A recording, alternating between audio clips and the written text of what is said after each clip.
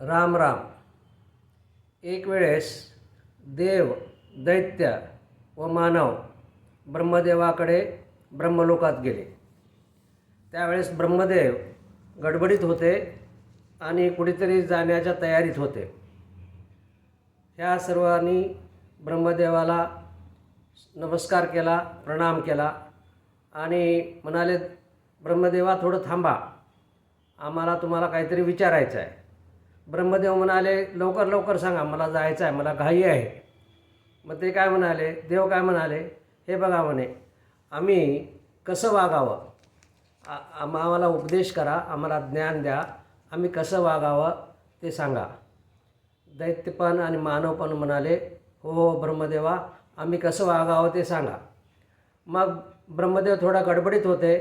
ते म्हणाले, मी गडबडीत आहे, जास्त विस्तार करून सांगत नाही, तुम्हाला द शब्द दिला असं म्हणून ते निघून गेले.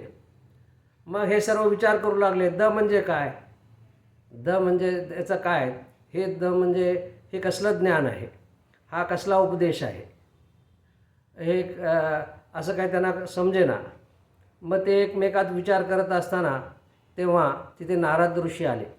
नारदांनी पाहिलं की हे सर्व चिंताग्रस्त आहेत. ते म्हणाले, तुम्ही का चिंताग्रस्त आहात?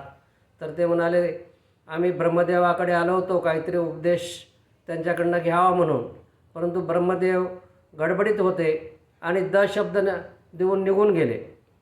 मग नारद मुनीने थोडा विचार केला. ते म्हणाले, बरोबर आहे, तुम्हाला द शब्द दिला ते बरोबर केलं. हे बघा म्हणे, देवांना म्हणाले की तुम्ही नेहमी भोग भोगता, सुख भोगता आणि जास्त सुख भोगल्यानंतर तुम्हाला लवकर स्वर्गातून पतन व्हावं लागतं. म्हणून ब्रह्मदेवाने काय दिलं, द म्हणजे तुम्हाला दमन करायला सांगितलं, इंद्रियाचं दमन करा, हे भोग हळूहळू भोगा.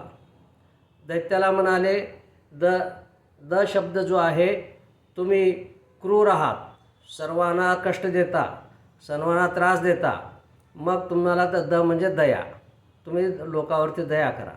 आणि ते मानवाला काय म्हणाले की हे बघा म्हणे, तुम्हाला संग्रह करण्याची सवय आहे, लोभ आहे तुमच्याकडे, सगळं आपल्याकडे राहावं असं म्हणता, म्हणून द म्हणजे दान आहे.